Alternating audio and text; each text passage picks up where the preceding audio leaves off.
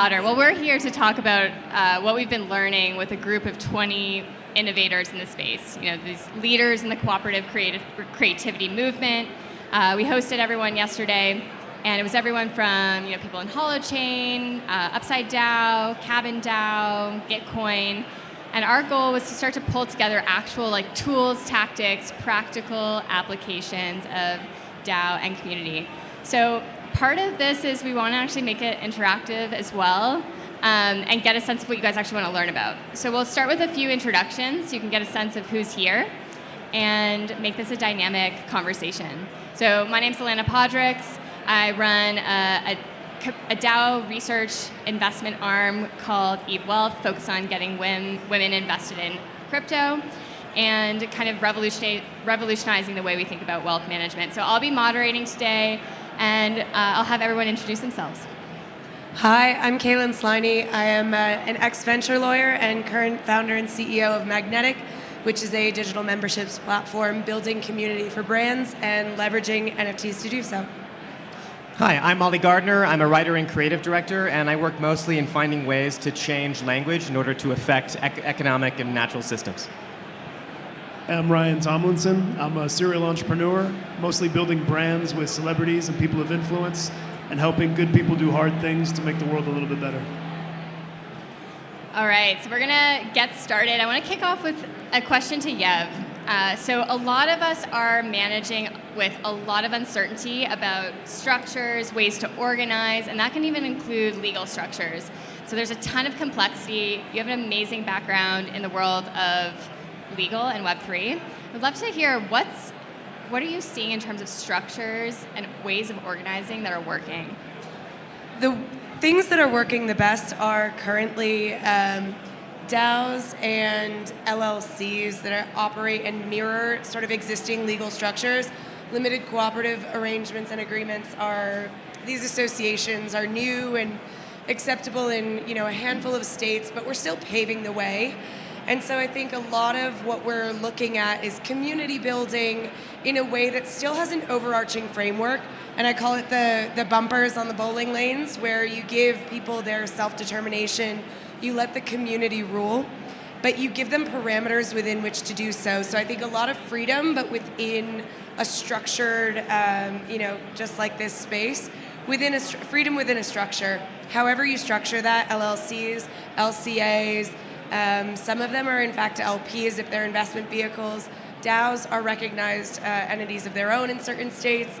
And so whatever pathway you're taking, I think what we're seeing is the most effective is still just making sure that there is an overarching structure that gives people, I wouldn't say rules, but sort of concepts upon which to operate. How many people here have actually set up, whether it's an LLC or an LCA? Anyone? All right. Yeah. It was also part of this talk. Shout out to the LCAs. What? Yeah, no, it's an important thing to kind of learn about the different frameworks that you can possibly have. And so, knowing the few lawyers in the world that can actually help with that, Kaylan, you're definitely one of them, and so is Yev, actually in the audience right there, who is part of the discussion. So, we can talk a little bit more about frameworks, but one of the most important frameworks we've been discussing is actually, Ryan, the role that you've had in language, right? And the how are ideas spread and propagated? Because at the end of the day, DAOs and communities and what we're trying to accomplish just with groups of people organizing is a common vision around an idea for the future. And you've worked with brands like Virgin Galactic, Tyler the Creator, Kanye, Pharrell, just a whole slew of visionary brands and talent that have to think about their voice in the world. So what are the things, the major principles you look at when you're thinking about how ideas propagate in the world? Yeah, a strong story, a strong mythology of the origin story. The founder has to be charismatic, strong belief, strong value system, and very simply communicated. And I think there's the idea of being able to communicate something that someone can then pass on, because it permeates people to people, right? Person to person. So if you have a really beautiful idea that's strong and captivating and connects at a human level with someone else that you can share it with, you have to share it in a way that they can receive it to go share it again. And then it just starts to pick up momentum. So that's what that's the core of it, is branding, right? So we always think of like the right brand, which encapsulates those values, the purpose, the drive behind it in a very simple and contagious way that's easily spread and easily shared, right? So that's a step one, I think, You talk about, were you asking more about community before too, or is it just specifically how things permeate? I think it's community, right? Because at the end of the day, DAOs are just communities, and I think we're also emerging out of this concept of DAO, and really trying to connect with how do people move and coordinate together. And we'll dive in more because I would love to hear some of like the practical examples you've dove into, especially with Anheuser-Busch, to share with the group. But I do want to give a chance too for Molly, for you to share. You've been part of this process of defining the next narrative, so helping us bring this group together, start to define this new narrative, and you have set a lot of your intention in life around this integrative personality, being in transition yourself. You have a lot of thoughts on how narratives form and the role of power in narrative. Can you share a little bit more about that? Yeah, absolutely. I mean, metaphor is incredibly important. As a trans person, the metaphor that's often used is, I'm born in the wrong body or something like that. But that shapes the way that people approach trans care, and it looks at transition as though something that must be rectified. You have to fix it, right? But if you use a different metaphor, like I am changing my body or I'm ascending to some different form to be kind of woo-woo, that makes a difference. But when it comes to technologies, that they're working when they're shaping the metaphors that we use to talk about life and our minds. So, the metaphor of the steam engine was a huge part of Freudian psychology, right? That got baked in because it was already part of the culture. Then computers came around and we started talking about people's brains as computers that processed. So the question for blockchain, for DAO, for these sort of autonomous community structures is, how do you take that metaphor and embed it in language and explain it to people that's so simple that they think, oh, that's the way everything works. That's the way my brain works. And so I think that's really the challenge that we're looking at here. And we all know we're in a period of massive uncertainty and transformation and a huge paradigm shift that's happening. And after sort of a lot of the bad news in crypto, or the crypto winter, there's been sort of a reset in what that next narrative is and the space between narratives. And I think that uncertainty has caused a lot of tension for people, that feeling of wanting to step into the future, but when you do, the floor is no longer beneath you, right? The future almost isn't ready. Those new structures aren't ready. So one of the things that we've been doing is gathering in conversation. If we think about evolution is a aggregation of a critical mass of human consciousness coming to consensus. And consensus is really just a personal belief in a narrative.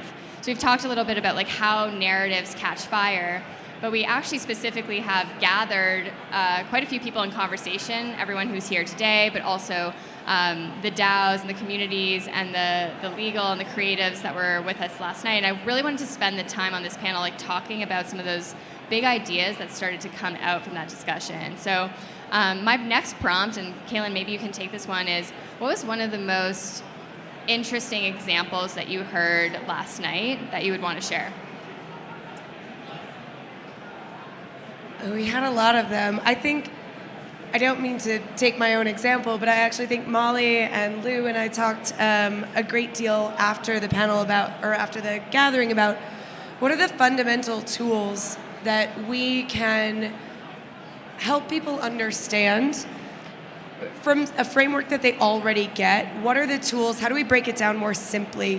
Whether it's, we all understand the utility of a hammer, right? That will never stop being useful until we stop living in a physical world. And when you can, as Molly's talking about, make a metaphor that makes sense to something people already have rooted in their consciousness, it's so much easier to move ahead once you've got, and as you said, Alana, like consensus around what that means going forward. And drawing also from some of Ryan's examples, like when we create a common language and understand the linguistics of it, assigning words, abstracting away the complexity, taking away the jargon, I thought that was one of the most unifying thoughts because everybody we spoke with had different approaches and different reasons to get there, but we all agreed that you're not going to gain mass adoption or traction without, a touch of education, but you need to root that in something that people already understand. So getting to the very building blocks of a language that can push people forward. Another theme that came up last night was like profit, right? One of the most common languages that we have in our system right now is this idea of money and value. And what we observed in some of the discussion was the communities that we're interacting with are challenged by the way of creating that regenerative value, especially in the context of community. The question is there even a way to value community? And if so, how does that become part of an ecosystem that actually can support itself in the long term? And we got into things like, at this point, it feels like there's really either you sell an NFT or a token and you then kind of like live off of this finite supply of resource, maybe memberships and things like that, or you raise venture capital and you get struck with a fully different set of expectations on growth, right? You're completely playing in a new stratosphere. Ryan, I'm curious, how do you value community? How do you think about LTV of community, if at all? Yeah, it's massive. I think that the word itself is what the most valuable piece of any of these projects that I've seen over and over again. It's like if you have people that are jumping in to profit really fast and short-term thinking, they're gone. That doesn't bring any value. That's not traction from an investor's perspective on a community that's building fast for a bunch of people that are lurking to get profit and extract value. A true community is feeding a common unity of people communing around a common language, common places, common things that are of value to each other in that community, right? It's people, places, and things, a system that works to build reciprocity within that, and it's fueled by social content, right? So communication and valuable content. That's not just bullshit, and also has to be like two-way, two-dimensional, a lot of listening. Which is why I think the best digital communities are the ones that also have a physical twin, or vice versa, right? So the lifetime value of that is amazing, and we talked a lot about some of the communities that are built in certain DAO structures that have a shelf life or a life because at some point when there's too much value created by one person or one subgroup, they end up leaving. So how do you capture that? How do you continue to tether that and bring that back in? And I think if you have a real strong sense of meaning, shared common language, shared mental maps, that community just grows and should become bigger in principle and have a really strong lifetime value, right? Totally agree. And one of the other concepts that came up pretty clearly in last night's discussion was what are the core foundational principles of this new space that we're moving into? And this idea of masculine, feminine, yin or yang, this idea of what are the ingredients of both like your internal world that then gets projected out to the companies you build, the technical architecture, and also your community architecture is really real. And I know it's been on a lot of people's mind, like what does it mean to be like in the feminine or to be bringing in more feminine principles into business or the economy? And Molly, I'd love to have your perspective on this as we've been diving on this together, and you also in your own internal exploration of like what femininity and masculinity means as an integrated self. Yeah, so I'll make this quick because we're running out of time. But again, this is where metaphor becomes incredibly important. When you think about capitalism, it's often talked about as though it's a natural force. We're just working with the market. We don't know what it does. But if you change the metaphor and you think of capitalism as an intelligence, an artificial intelligence, it's the strongest one that's ever been. You don't want to just adapt to it. You want to find a way to reprogram it, and you have to change it. So traditional left forms of organizing, of abolishing capitalism, they're not successful. You have to use the tools against itself. And that sort of like jiu-jitsu was a phrase that Ryan used yesterday, comes from a very feminine impulse of adjusting or adapting to rather than stopping or fighting against, right? So I think that's my personal view on that. And I know we're right on time, but thank you for sharing. We are really excited that we'll be taking everything that we learned, everything we've been building in the session before and beyond into a library concept called 0x Alexandria, which Coinvise has been developing the sub-platform behind. And we'll actually be having this place to publish content on the cooperative economy. The first will be a manifesto that came from this incredible group of leaders, including everyone who's here today. So thank you for joining, for really defining the principles of what this next new world can look like, and for everyone who is here today. Thank you. Thank you.